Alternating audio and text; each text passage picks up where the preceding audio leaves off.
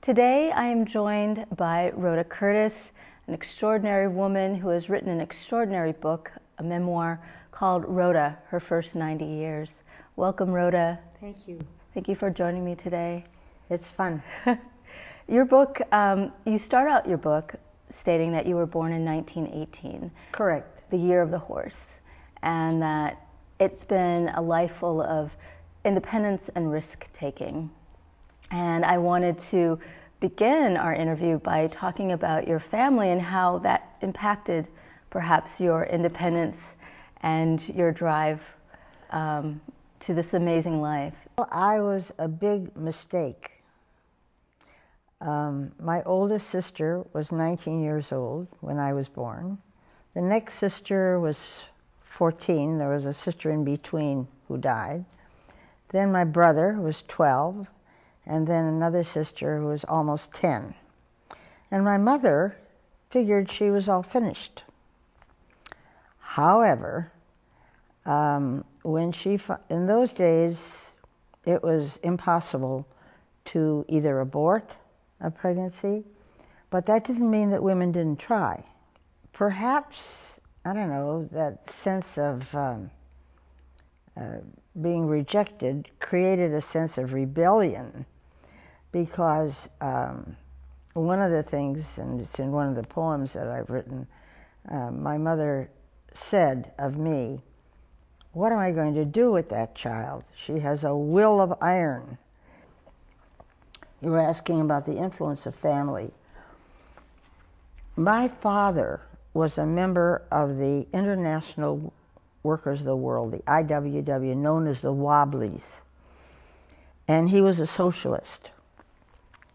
So I grew up with this strong sense that unions were strong, you had to fight for justice, fair pay, and equal rights, and all that sort of thing. That really is part of my DNA.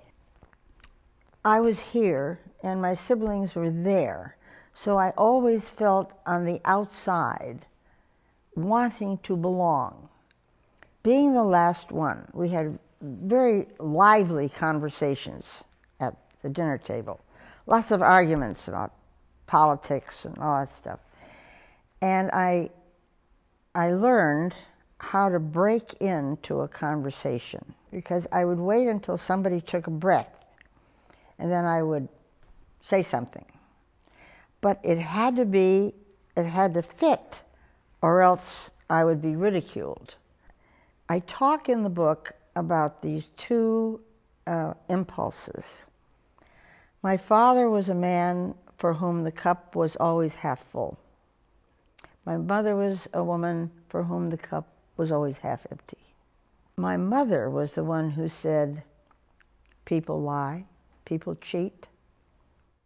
Whatever happens, keep the day job.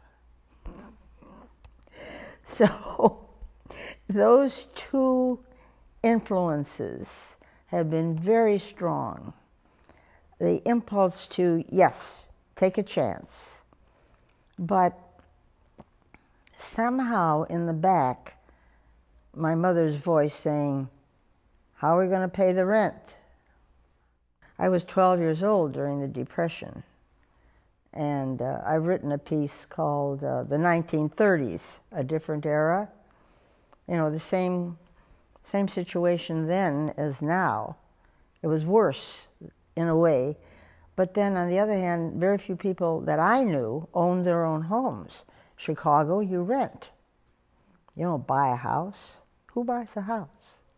My mother had asked everybody to bring their bank books together, and she figured out that we had enough money for 4 months rent.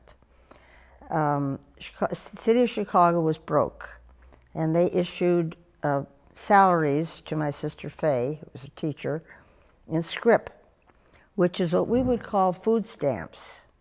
You have to realize in that period, going to a day college was very unusual. My sister Faye went to night school. My brother went to night school, worked in a grocery store during the day. He got his law degree at night. And Faye got to go to a 2-year teacher college. Sarah and Jean never went to college. They had to drop out of high school. And these were your siblings? To support the family. Sarah and Faye knew how much I wanted to go to. I said I would not go to a night school. I wanted to go to a full day, 4-year college day.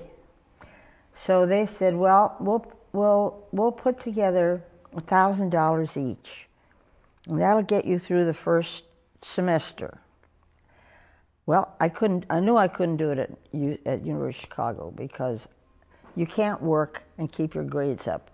So I applied at Northwestern. That time? I was an English major, but I was also interested in history and political science. So I joined the political science club, and I wanted to be a journalist. But women were not accepted much in journalism in those days. In 1939, in the political science club, we knew it was the last summer of peace. Hitler's armies were marching into Poland and so on, and we knew that there was going to be a push in the fall.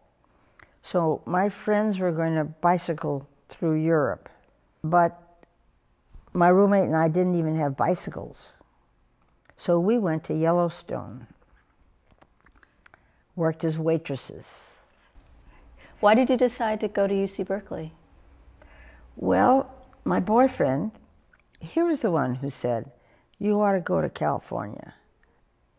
It's odd how these urges are very strong, and it impels you to move when you really don't know the reason till later.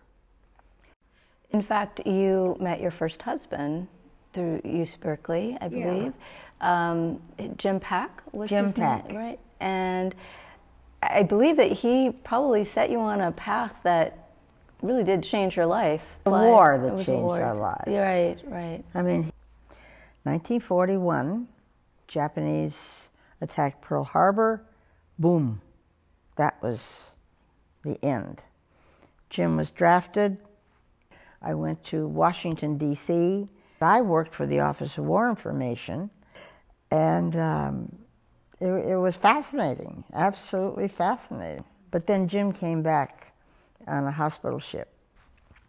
So they took him to Mare Island, and that's where he was in a rehab place, and where he learned to do carving and lacing. So this really, with Jim learning this new trade, spurred you into really the fashion industry. We made our handbags by hand, and we made our sandals and belts by hand.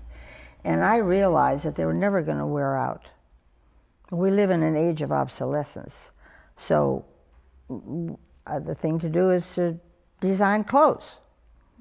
My mother had been a dressmaker, and I hated to sew, absolutely hated it. So I had to overcome that resistance and get myself over to what apparently I had inherited, a sense of design. Very rich, very Thank rich you. Story. Thank you. Definitely. You see, the thing is that it's possible. It really takes 10 years to learn a trade. I don't know how long you've been in your trade, but I think you probably have been in it for about 10 years. And then you know the ropes, and you know the skills. And then after that comes the art.